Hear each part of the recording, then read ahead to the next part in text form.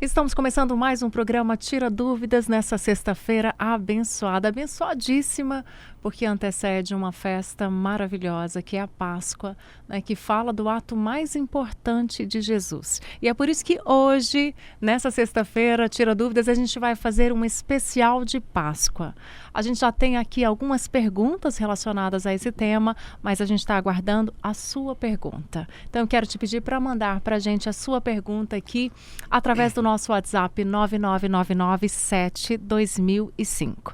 Esse programa também está sendo transmitido ao vivo, simultaneamente pelo André, o nosso querido, aqui no nosso canal do YouTube, Rádio Vinha FM. Você pode assisti-lo novamente, você pode compartilhar com uma pessoa e ser muito abençoado e fazer as suas perguntas por lá também, tá bom? A gente vai começar agora o nosso especial de Páscoa. Olá, pastor, tudo bem com o senhor? Olá, Raquel, tudo bem? E um bom dia abençoado desta sexta-feira, que lembra um dia que é o dia mais importante a favor da humanidade, saiba disso. É claro que o nascimento de Jesus, ele expressa o maior mover divino a favor do homem, mas a sua morte e ressurreição, ela é algo tremendo, esse conjunto espectro de fatos magníficos da divindade. Foi o próprio Deus que promoveu algo tão grande, né? Se no Éden o diabo trouxe tragédia, na cruz, no dia da Páscoa, ou às vésperas dela, Jesus trouxe a vida, trouxe a ressurreição. E hoje nós vamos compartilhar deste assunto no propósito de trazer clareza, de elucidar o sentido verdadeiro da Páscoa, para que você seja edificado em Deus. Às vezes, olha, com todo respeito a quem comemora a Páscoa de maneiras diversas, mas, sobretudo, é que possamos entender a profundidade, a grandeza, né, a abrangência desse momento tão especial para o povo de Deus, para mim e para você. Entendendo, claro, você vai ter uma abordagem melhor com o próprio Deus e isso será bênção na sua vida. Amém? Você pode mandar a sua pergunta e à medida que nós tivermos aqui nosso tempo, nós vamos responder a você. Maravilha, pastor. E vamos começar com a pergunta propriamente dita aqui. O que é a Páscoa? Pois é, a Páscoa é a passagem. Passagem do quê? A passagem do anjo da morte. Ah, pois é. O Senhor mandou que toda a família de judeus, que eram chamados de hebreus na época, cada um matasse um cordeiro. E eles comeriam esse cordeiro com ervas amargas, mas antes de comer o cordeiro, eles deveriam aspergir o sangue desse cordeiro nos umbrais da porta. Páscoa é o cordeiro pascual morrendo, cordeiro pascal morrendo, apontando para Cristo que um dia morreria na cruz. Não por coincidência, mas por planejamento e providência divina, Jesus morreu no dia da Páscoa, no dia que milhares e milhares de cordeiros, durante 1.500 anos, morreram a cada dia de Páscoa. Ele morreu para encerrar esse processo de mortandade de cordeiros, porque agora ele é o cordeiro perfeito. Mas o senhor falou de passagem do anjo da morte? Sim, na casa onde se comia o cordeiro, o anjo não entrava. Porque onde se estava comendo o cordeiro, conforme as ordenanças de Deus, eles haveriam e teriam passado o sangue na verga e nos umbrais da porta. Bem assim, o anjo da morte chegava naquele lar e não entraria. Mas onde não tivesse o sangue, morreria o primogênito. Daí se chamar a praga dos primogênitos, da morte dos primogênitos, a 10ª praga. Isso para apontar que se o Senhor Jesus não nos cobrir com seu sangue, o anjo da morte ou a morte, ela tem um processo gradativo e avançado na nossa vida. Mas quando nós estamos no Senhor, estamos debaixo do seu sangue. Sobre nós não passa o anjo da morte. Agora eles deveriam comemorar, por quê? Porque era um dia de livramento para todo hebreu. Seria a 10ª e última praga que cairia sobre o Egito e eles seriam livrados. A partir da morte do cordeiro, com ervas amargas, com pães asmos, eles seriam libertos da escravidão do Egito. E também a Páscoa é a passagem do mundo para a vida, da morte para a vida. Ele nos transportou do império das trevas. A Bíblia diz em Colossenses 1,13, melhor dizendo, ele nos libertou do império das trevas e nos transportou para o reino do Filho do seu amor, no qual temos redenção e remissão de pecados. Aquele cordeiro que morria em cada lar, aquele cordeiro que derramava o seu sangue, e cujo sangue era usado para expelir o anjo da morte, ele apontava para Cristo, que um dia derramaria o seu sangue, e esse sangue seria aspergido sobre todos aqueles que crescem eternamente. Hoje eu e você, que estamos em Cristo, temos sobre nós o sangue do Cordeiro. Por isso dizer a Bíblia, e o maligno não os toca. Porque quem está debaixo do sangue do Cordeiro tem a proteção. Então, a morte passou. Onde? Na cruz. E hoje Jesus diz a nosso respeito, aquele que crê em mim, como diz a Escritura, ainda que morra, viverá. Nós passamos da morte para a vida. Isso é Páscoa no seu sentido original.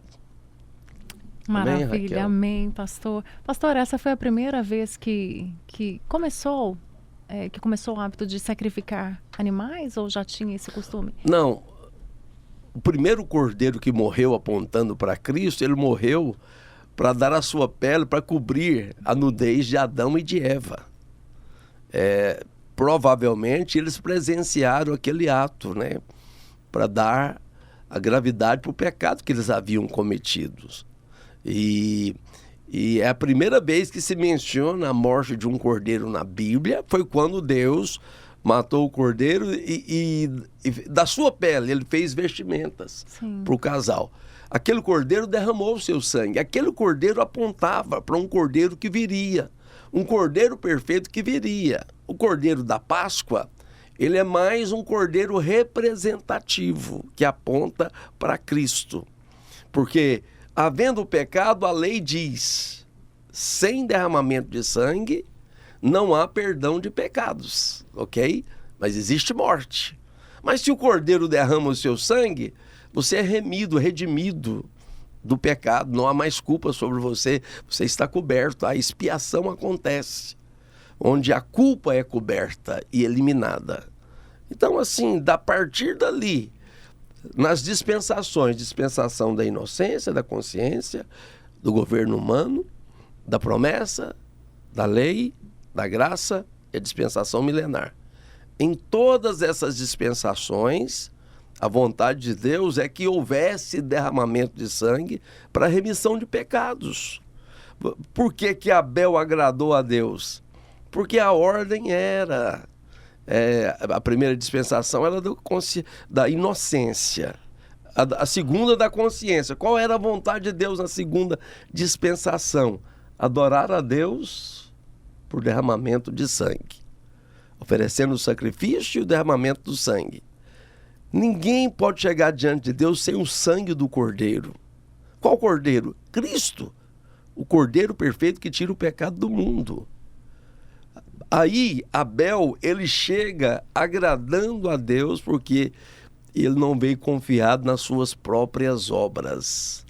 Ele confiou no sangue do Cordeiro que ele ofereceu para Deus. Por isso, pela fé, ele agradou a Deus. O que é fé? Fé é submissão à palavra e à direção de Deus. É você crer que o que Deus disse é a verdade. E se é a verdade, a melhor coisa é você andar no trilho e em linha com a verdade. Amém? Amém. Tem a pergunta aqui da Beatriz, e ela pergunta assim, ó, se Jesus morreu na sexta e ressuscitou no domingo, não seria somente 2 dias de sepultamento? Por que dizemos então que ele ressuscitou ao 3º dia? É uma pergunta muito importante para esclarecer uma dúvida. Se você contar sexta, sábado, 1 dia, domingo, 2 dias. E Jesus ressuscitou no domingo, bem cedo, bem ao amanhecer do dia de domingo.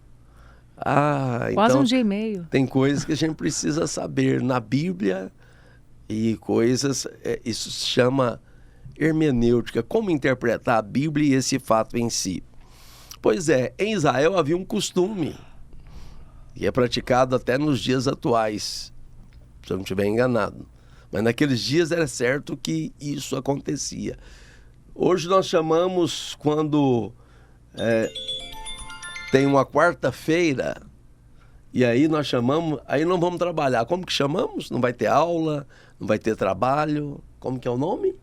Feriado. Feriado. Naqueles tempos, todo feriado recebia um nome. Sábado era dia de descanso, porque Shabá, é o dia do descanso. Então, provavelmente Jesus tenha morrido na quinta-feira.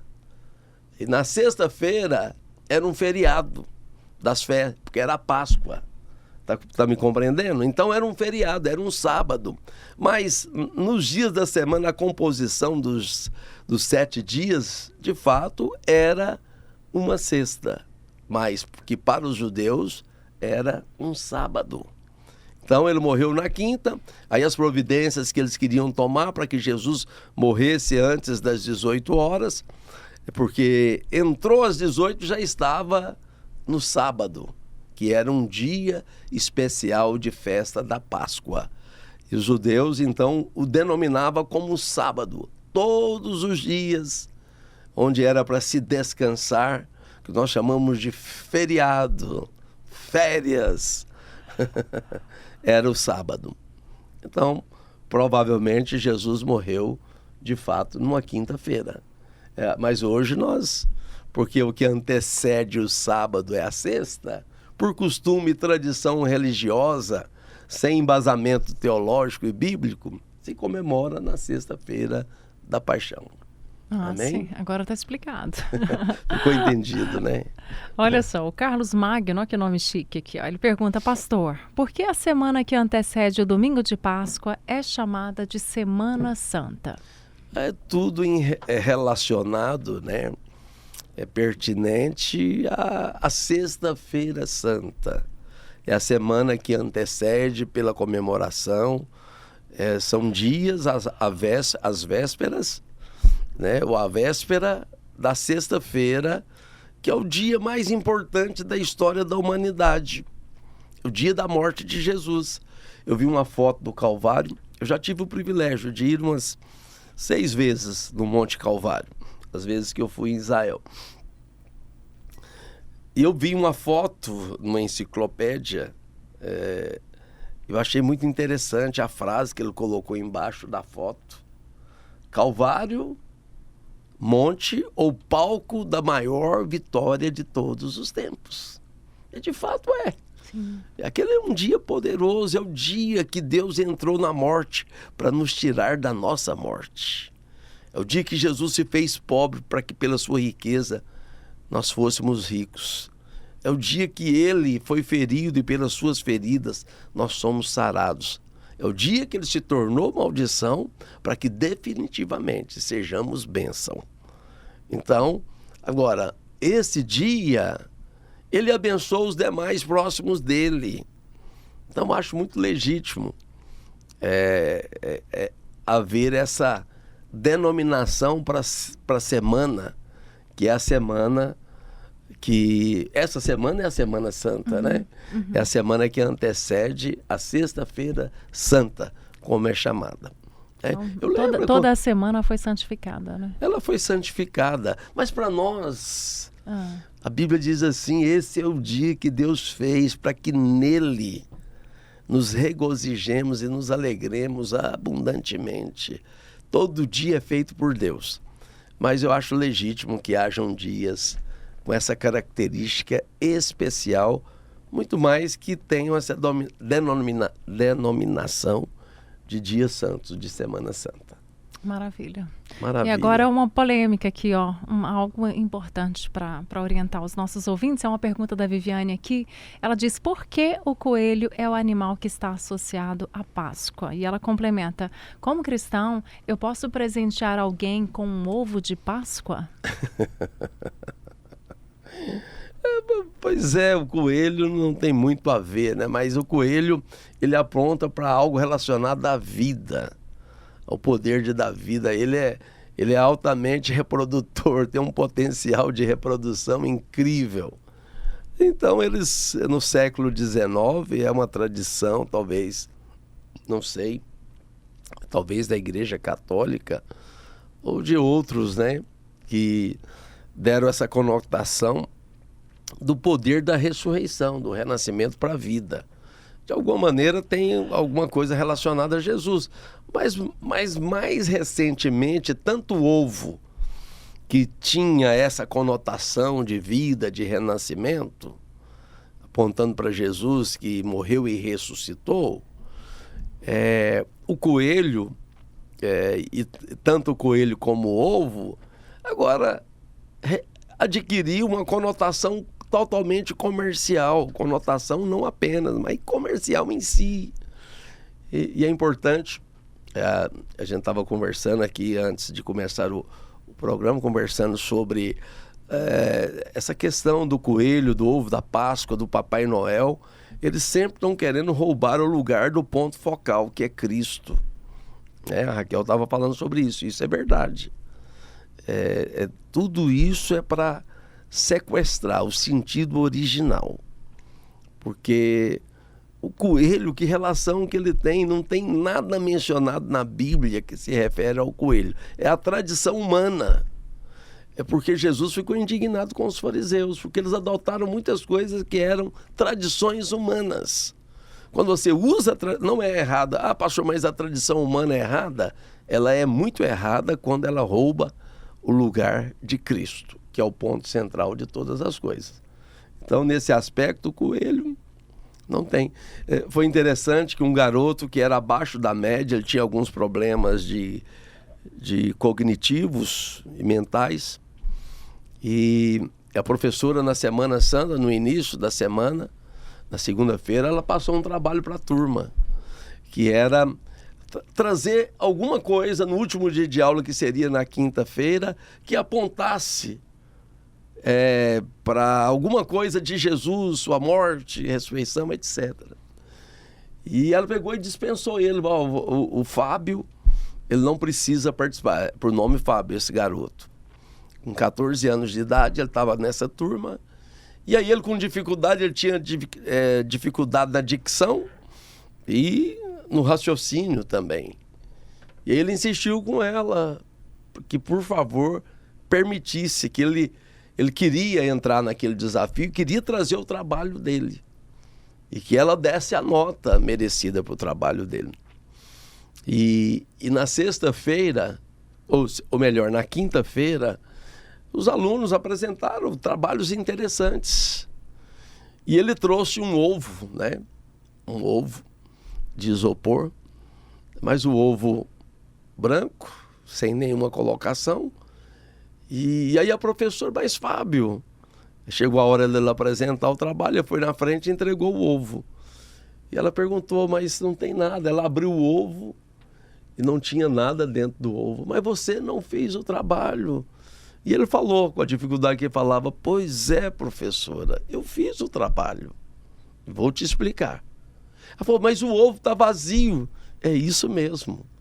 Esse ovo vazio representa o túmulo daquele que morreu e não está mais dentro do túmulo. O túmulo está vazio, porque Jesus ressuscitou. Olha só, a maneira dele, ele contou algo tremendo, né? Ele teve uma ideia brilhante, simples demais, mas poderosa demais. A Páscoa aponta para essa morte e ressurreição. Jesus passou pela morte, mas sobressaiu com vida, que dá vida. Não é apenas a vida que vive, é vida vivificante. E nós a possuímos. O túmulo está vazio e Jesus ressuscitou. Oh, glória a Deus, aleluia. Parabéns para o Fábio, né? Parabéns, brilhante, né? E ela não imaginava, né? Ela foi surpreendida pelo Fábio, né? Que foi, por um caminho de simplicidade, ele falou uma verdade poderosa, tão né? grande, tão profunda. Maravilha, você quer ouvir mais verdades? Você quer continuar com a gente vai para um rápido intervalo e daqui a pouquinho a gente volta com o programa Tira Dúvidas ao vivo. Aproveite para mandar a sua pergunta para a gente e para nos seguir no nosso canal do YouTube Rádio Vinha FM. Até daqui a pouco.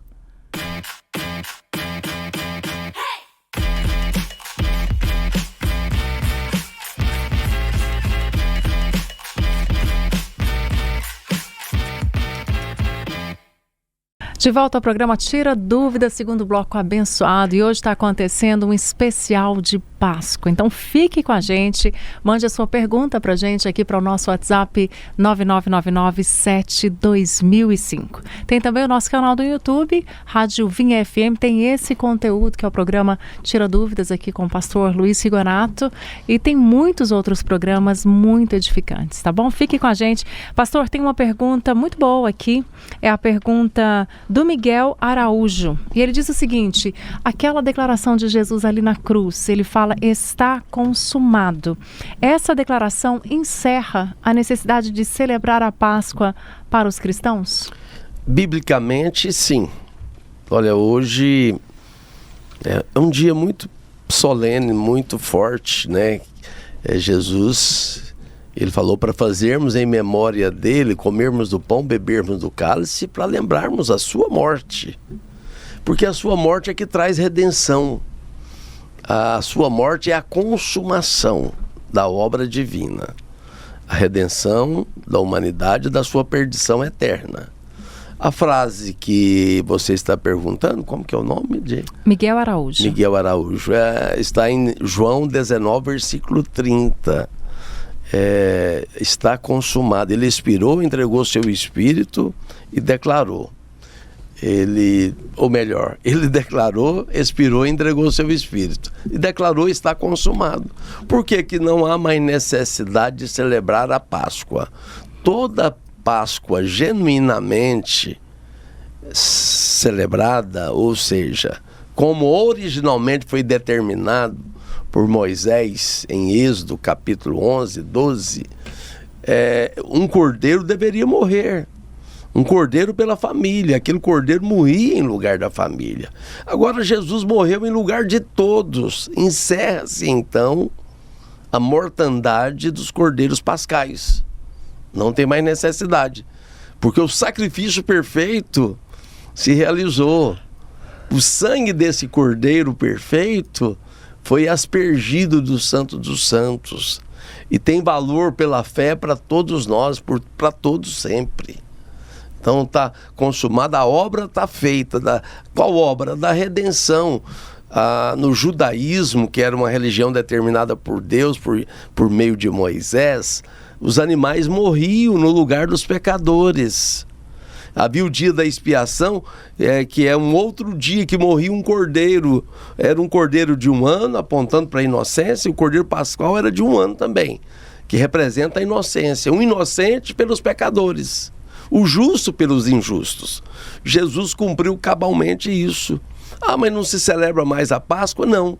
No lugar da Páscoa foi instituída pelo próprio Senhor Jesus, Raquel, a ceia do Senhor.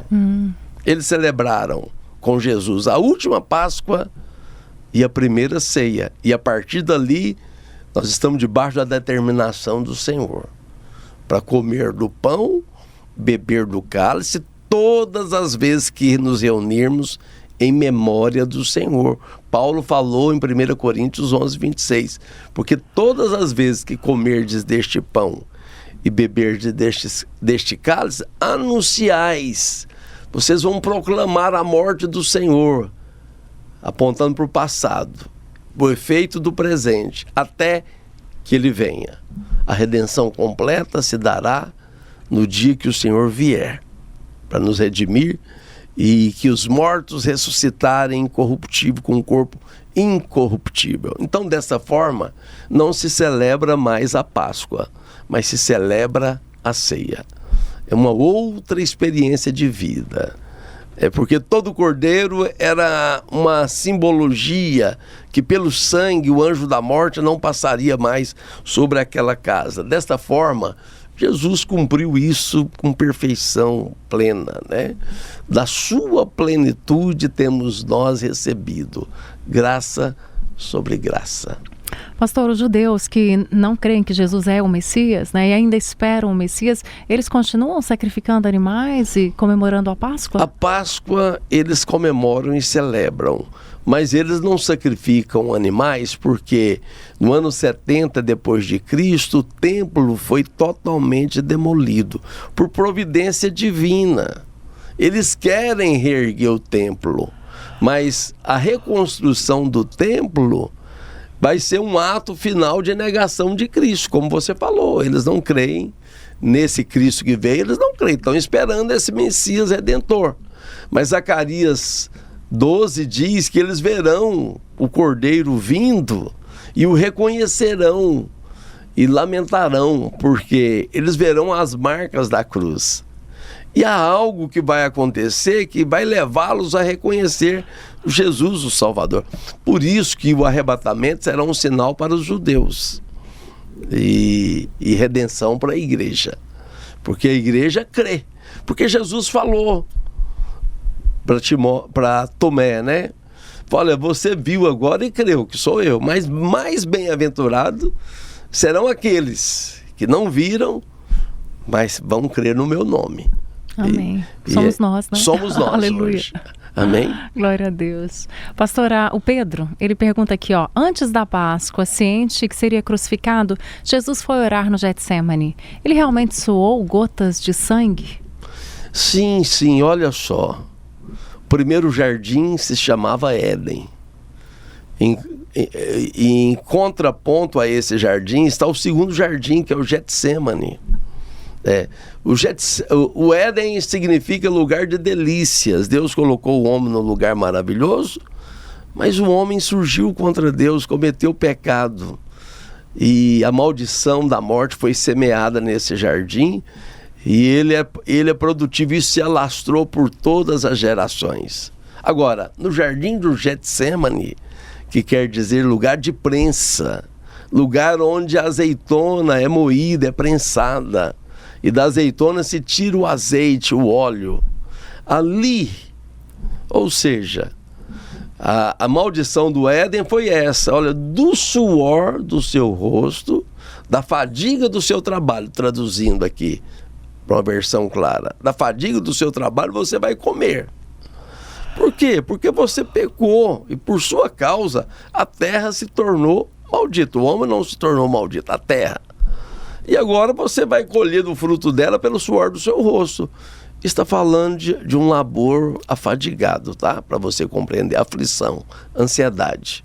E as, digamos, as feridas da alma.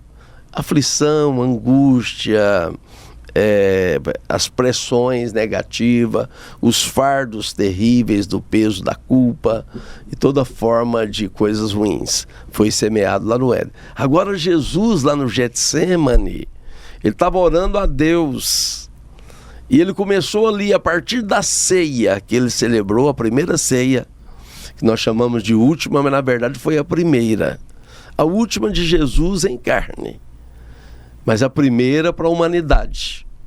Ali houve um compartilhamento de vida, porque a ceia é isso. Quando nós comemos da ceia, aquilo que é de Deus passa a ser nosso, o que é nosso torna de Deus.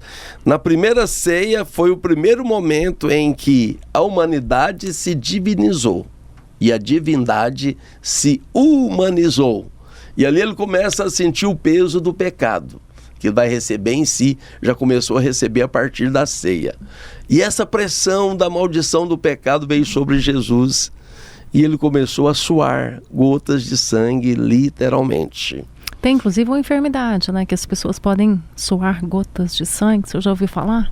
Sim, sim, tem enfermidade que é um estágio tem de estresse tão forte, né? A dengue hemorrágica, né? A dengue porque é a inflamação dos vasos sanguíneos.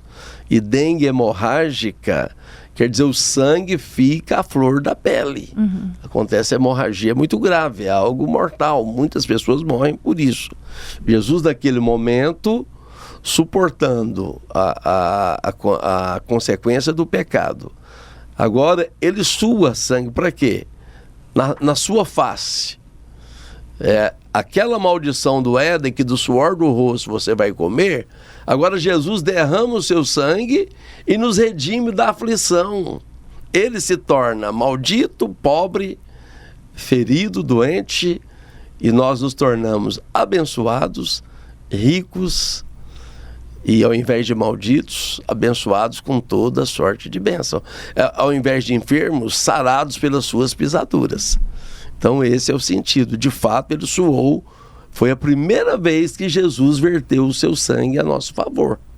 Para nos livrar da aflição, do suor do rosto.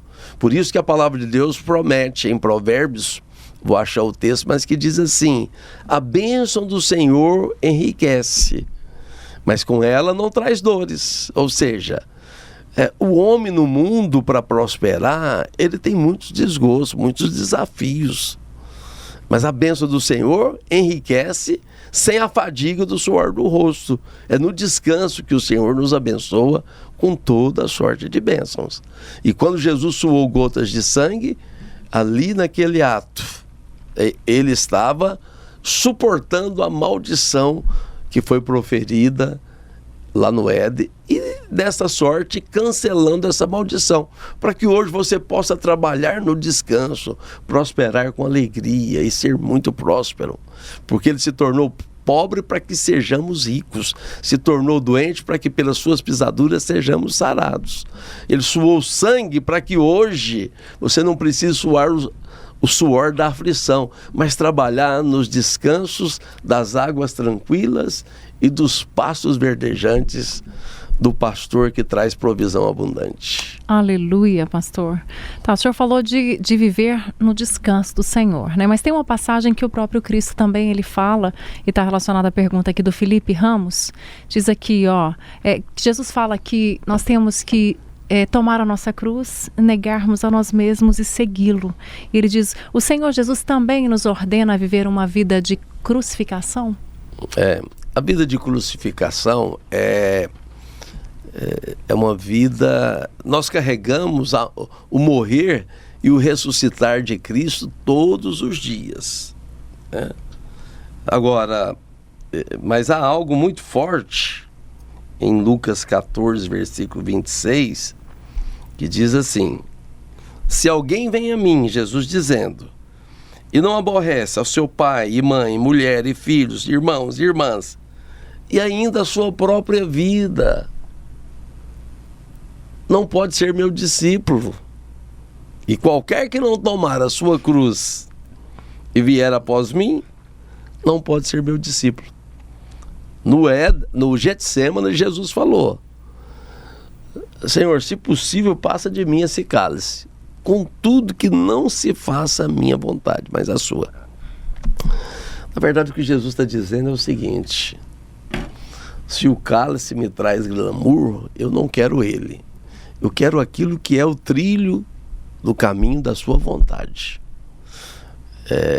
Jesus não estava renegando a disposição de cumprir o propósito de Deus, sendo o Cordeiro perfeito que tira o pecado do mundo. Ele estava dizendo, se não é dessa maneira aí, se não é pela cruz, que seja de outro. Eu quero a sua vontade acima de tudo, né? Porque às vezes dá a impressão que Jesus está renunciando à vontade de Deus. É por isso que cruz recebe esse nome. E quando ele falou assim, olha, se alguém vier após mim e não tomar a sua cruz, não pode ser meu discípulo. O que é cruz? É eu renunciar à minha vontade para que no lugar da minha vontade prevaleça a vontade de Deus. Isso é cruz. Cruz é a vontade boa, perfeita e agradável de Deus. Deus tinha sim a cruz para Cristo, porque pela cruz de Cristo a humanidade inteira seria redimida. Pastor, então todos são salvos? Não, porque nem todos creem. Veio para que eram seus, mas os seus não os receberam. João 1,12. Mas a todos quanto receberam, deu-lhes o poder se tornarem filhos de Deus. Falou a Raquel, está falado. Aleluia. Amém? Está escrito. Então é isso, está escrito. Cruz é você renunciar à sua vontade, para que a de Deus prevaleça no lugar da sua e da nossa. A vontade de Deus é boa, perfeita e agradável. Maravilha. E hoje você acompanhou o programa Tira Dúvidas com um especial de Páscoa. Né? Hoje é sexta-feira. Esse final de semana a gente vai comemorar a Páscoa. Né? Na verdade, a gente vai relembrar o ato maravilhoso, o ato mais importante da vida, né, que foi a morte e a ressurreição de Cristo. Então, obrigada a todos vocês que ficaram com a gente, que já estão seguindo a gente. E você que gosta desse conteúdo, você pode seguir o pastor Luiz com Z Rigonato no Instagram e eu também, Raquel de Lima. Agora chegou o momento da oração. Se você puder parar um pouquinho e orar conosco, será uma bênção. Pai, muito obrigado, Senhor, por essa redenção preciosa. Ó Deus, nos dá uma visão clara, nos dá um entendimento aberto para vermos a grandeza da sua graça na morte e ressurreição do Senhor. É a obra perfeita da cruz, é a obra, ó Deus, pronta de Deus na qual nós entramos. Temos o benefício, Senhor, de entrar numa obra consumada, uma obra perfeita. Ó Senhor, prontamente estabelecida, ó, para o nosso resgate. O Senhor bem disse em João 6,44, ninguém poderá vir a mim se pelo Pai não for concedido. É verdade. O Senhor nos concedeu graça e misericórdia e com amor eterno nos amou e com benignidade nos atraiu para sermos dele. Oh Deus, em amor nos constituiu herdeiros, Senhor, de uma nova aliança, herdeiro de todas as coisas, herdeiros de Deus, co-herdeiros com Cristo. Obrigado por esse dia sobrenatural. Nós fazemos menção. Obrigado, Senhor, pela sua obra perfeita. Que haja no nosso coração gratidão para corresponder a tão grande favor, a tão grande amor. É o amor de Deus em Cristo Jesus por cada um de nós. Amém e amém.